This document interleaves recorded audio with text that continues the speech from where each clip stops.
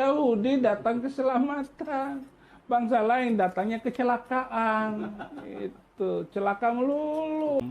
Jadi keselamatan datang dari bangsa Yahudi. Assalamualaikum warahmatullahi wabarakatuh. Mengguliti kedunguan serta kemunafikan Dul Udin dan sekaumnya tentang klaim bahwa keselamatan hanya datang dari bangsa Yahudi dan kiblat kedamaian hanya ada di Yerusalem. Apakah klaim ini realistis, terbukti, dan alkitabiah? Kita lihat. Dalil yang menjadi rujukan dongeng ini adalah Yohanes 4 ayat 20. Di situ dikatakan bahwa nenek moyang kami menyembah di atas gunung itu, tetapi kamu katakan bahwa Yerusalemlah tempat orang menyembah.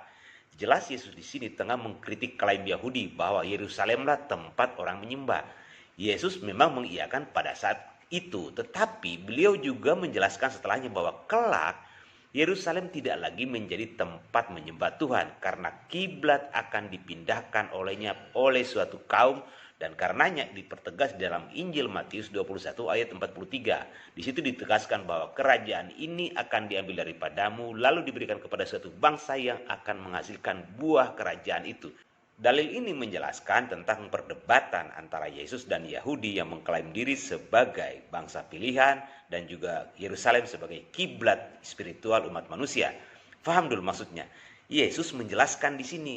Karenanya jauh-jauh hari Yakub juga telah berpesan kepada anak-anaknya tentang pengambil alihan tongkat kerajaan warisan Abraham oleh yang berhak atasnya di mana seluruh bangsa akan takluk kepadanya. Kejadian 49 ayat 10. Dan nubuat ini dipenuhi secara sempurna oleh keturunan Ismail selaku yang berhak, di mana kala itu karena diusir oleh Sarai akibat kecemburuan, dan melalui keturunannya beliau mengambil alih tongkat kerajaan spiritual warisan Abraham. Ini jelas tentang pemindahan kiblat spiritual tidak lagi di Yerusalem. Harusnya kamu pahami itu dulu sebelum berkicau di ruang publik dan semakin telanjang bulat.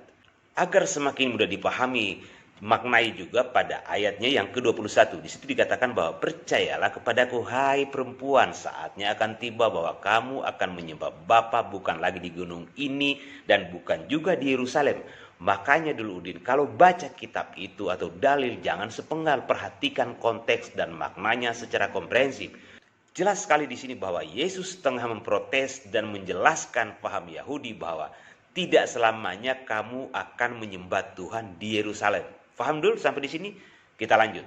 Lalu dikatakan di ayat 22 bahwa kamu menyembah apa yang tidak kamu kenal dan kami menyembah apa yang kami kenal sebab keselamatan datang dari bangsa Yahudi. Maknai narasinya ya.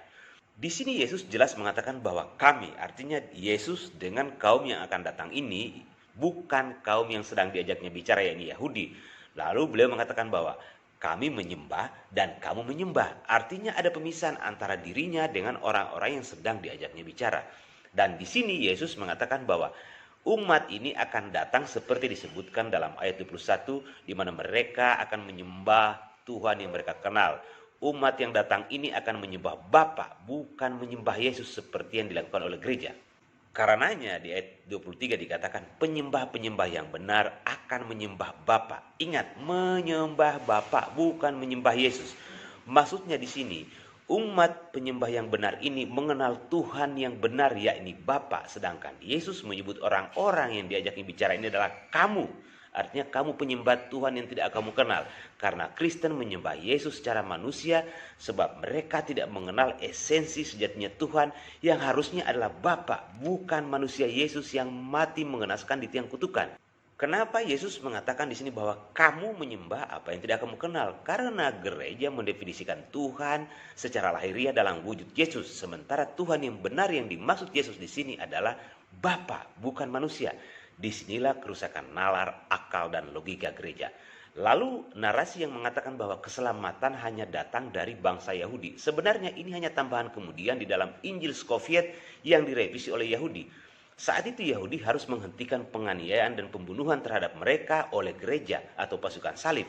Mereka lalu memanfaatkan pengkultusan gereja terhadap Yesus dan Yahudi dan nafsu kekristenan untuk diakui kesamawiannya oleh Yahudi untuk terlepas dari stigma paganismenya. Pasca Perang Dunia Kedua dan pembantaian bangsa Yahudi di Eropa, Yahudi lalu menunjuk seorang veteran perang Amerika berbangsa Yahudi bernama Scofield untuk merevisi Alkitab agar seolah hanya Injil inilah yang diakui oleh Yahudi. Mereka lalu merubah orientasi iman gereja bahwa untuk selamat hanya melalui bangsa Yahudi, bukan kepada Tuhan. Artinya di sini Yahudi memposisikan diri sebagai Tuhan bagi kekristenan. Injil buatan Yahudi ini pun lalu dipromosikan secara besar-besaran dan dianggap sebagai Injil yang diakui oleh Yahudi. Sejak itulah Yahudi tidak lagi menjadi bulan-bulanan gereja dan pasukan salib, serta sukses membuat gereja menjadi sebagai hamba mereka. Dan karena keselamatan umat manusia sejatinya adalah hak prerogatif Tuhan, bukan kepada Yahudi. Dan Injil Scofield ini mengatakan bahwa keselamatan hanya datang melalui bangsa Yahudi. Berarti Yahudi telah sukses dipertuhan dan dipertuan oleh gereja saat ini. Padahal jika saja gereja menggunakan otaknya, ini jelas adalah penyesatan, tipuan, dan pembohongan terhadap umat. Karena faktanya sampai hari ini Kristen di mata Yahudi adalah musyrik, sesat, dan penyembah setan yang adalah najis bagi iman Yahudi. Alhasil terlihat di sini bahwa gereja lebih butuh pengakuan Yahudi meski harus tertipu ketimbang diakui oleh Tuhan. Alhasil label musyrik dan kesesatan Kristen semakin berlipat ganda. Tidak hanya mengkhianati ketauhidan Tuhan dengan menyembah orang mati, kini keselamatan mereka juga disandarkan pula kepada Yahudi. Dan untuk melengkapi kebenaran penjelasan ini, silakan saksikan apa kata para rabi Yahudi tentang Kristen dan Islam. Salam bagi yang berpikir. Wabillahi taufiq wal hidayah. Wassalamualaikum warahmatullahi wabarakatuh. All Trinitarians worship Jesus as a distinct person from the Father. So that means they have a husband, God, but they have on the side somebody else who they pray through, who they pray to. And therefore it's complete idolatry. In that the Islam is definitely not idolatry. Muslims worship one God. Absolutely worship one God. There are Christians who make claims about Islam that they worship moon gods. That's absolute nonsense. Muslims worship one God. They're very clear about that in Surah 2, 163. It's very clearly outlined in the Quran that there is no else, just one God. And therefore, Islam has a unique status in that they are not idol worshippers at all. They worship one God. То есть практически как религия, как некий духовный базис для людей, христианство умерло.